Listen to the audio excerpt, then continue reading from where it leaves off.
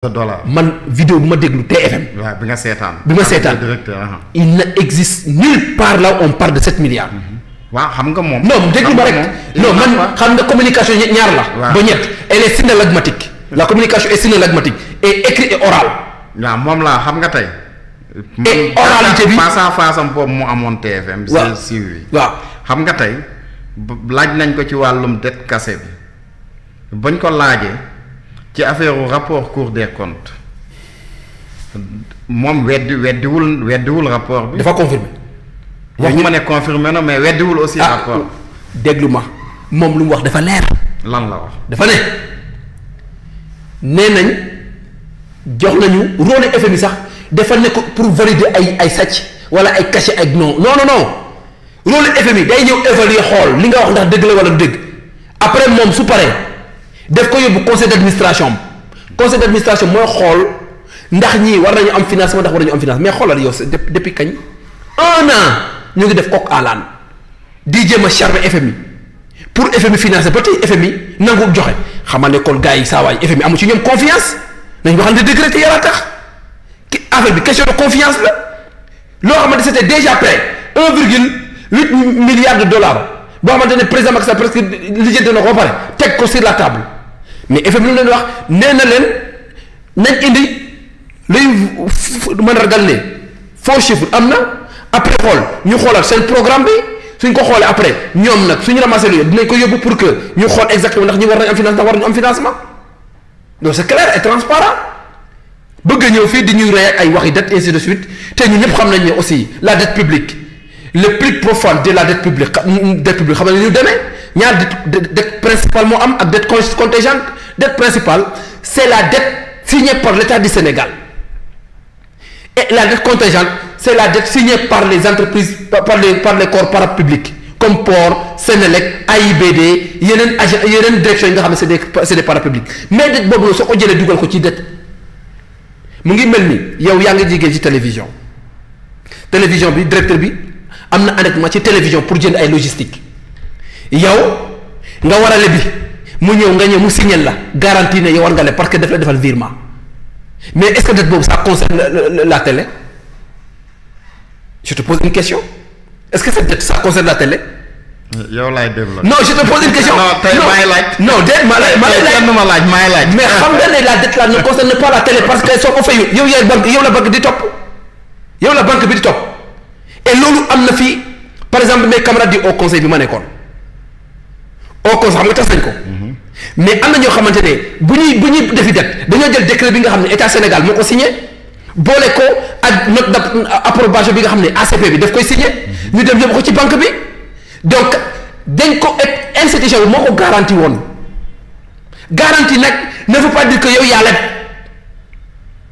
après nag tey garantie boobu noonu au conseil tas nañ ko te pourtant banque yi ñu ngi topp gars yi di leen di tàkkale ana au conseil tasul ana finance yi boole ko suñu salaire te terewul banque ñu ngi topp benn ak benn am na ñaar ñoo xamante ne ñaari kàlla ñooñu dañ doon liggéey feneen mais même compte lañ ubbi woon ak au conseil. mais lan ngay conclure. non damay ñëw ñooñu xam nga leen di dal chaque fin du mois lu ñu leen viréel banque ba dagg ko pour vous dire que loolu noonu ça l'État est garant mais il ne s'endette pas parce que c'est l'administration locale l'administration corps parapublic boobu noonu moom moo war a fay loolu État garant kese la dette boobu nag soo ko ñëwee dugal ko ci dette principale bi mais day doy waar te loolu manipulation kese la mën a doon sincérité bi day des dette contingente ak dette principale waruñ ko boole loolay dëgg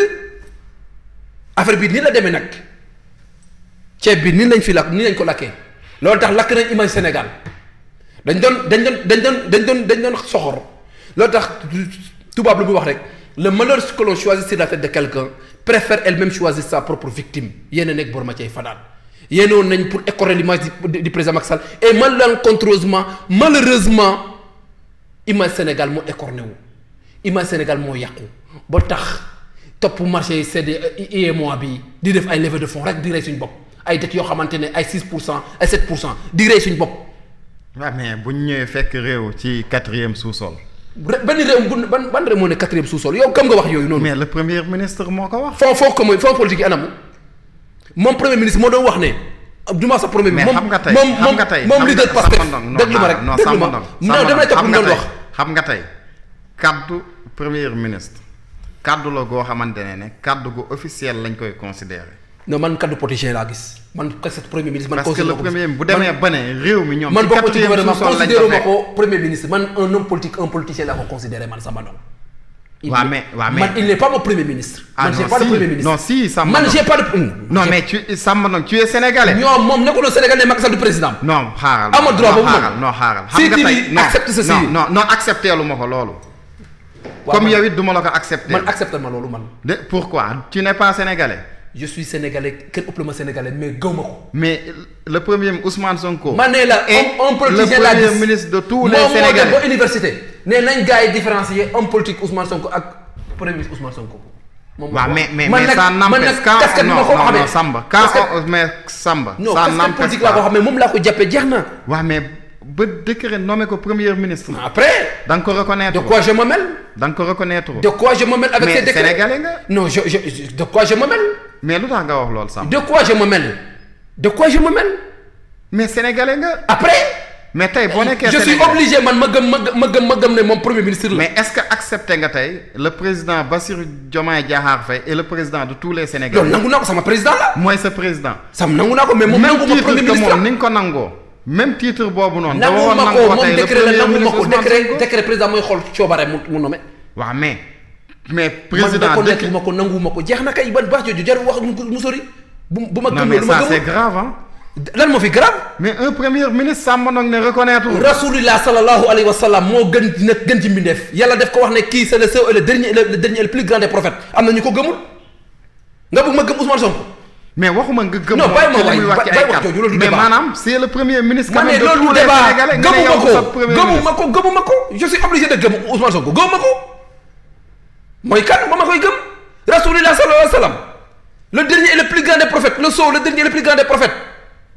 am ñu ko gëmul nga bëgg man mu am unanimité ma gëm ko au nom de quoi arrêtons ce verbiage creux. mais ay kàddoom day vibrer ci nopp sénégalais. ci ay nopp sénégalais muy vibrer moom ci sénégalais yi koy déglu ndax man du ma ko déglu sax. bu demee ba ne réew mi dañ ko fekk ci 4e sous-sol. politicien la rek. ñu gis ne réew mi nu muy doxee. ay waxi politique la rek jafe-jafe am na partout. ay waxi politique la rek ay waxi politique la ndax FM waxul loolu FM bu leen xoj ñii. teg leen paaka ci put waxu doon loolu. mais tey moom ban intérêt la am pour def loolu.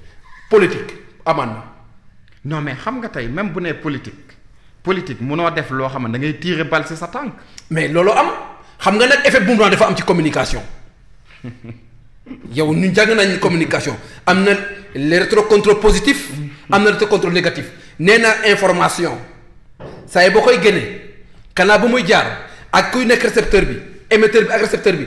ak effet bu muy indiwaat ci yow mën na positif mën na négatif bii nag effet boomerang la rétrocontrôle négatif la mooy ne dañ doon diaboliser président Macky Sall diaboliser suñu régime ba far diaboliser Sénégal ak ils étaient fonctionnaires de faussaires pendant 12 ans de pouvoir nga def évaluation 2019 2000 li nga ne ay faux. c'est-à-dire que ñiy liggéey ci administration quand même man sax loolu du ma ko wax parce que ñooñu respecté naa leen am na fu ma leen teg honnêtement parler ñooñu ils ont leur dignité te man li ma gis comme le premier ministre aussi là na. ñoom am na seen dignité. comme le premier ministre aussi là na loolu sa waxi bopp la man loolu du ma ci dugg mais ñooñu fonctionnaire ñiy accusé ñooñu am na seen dignité falsification ñi fa nekkoon am nañ seen dignité. am na loo xamante ne waru doon xew far nag en voulant tuer un adversaire qui est protégé par Allah tu risques de te tuer lii moo am président Macky Sall lañ bëggoon yàq deri président Macky Sall lañ bëggoon yàq deri APR lañ bëggoon yàq te APR ça n'a rien à voir avec le régime avec l'administration parce que le gouvernement c'était gagné ensemble gouverner ensemble. léegi lan ngay conclure ci FMI. FMI lu mu wax dafa leer. Sénégalais yi lay waxal FMI waxu fi ay waxi ay 4000 milliards waxu fi ay loolu vidéo mu kenn gisu ko mu wax ko li ñu wax c'est clair et net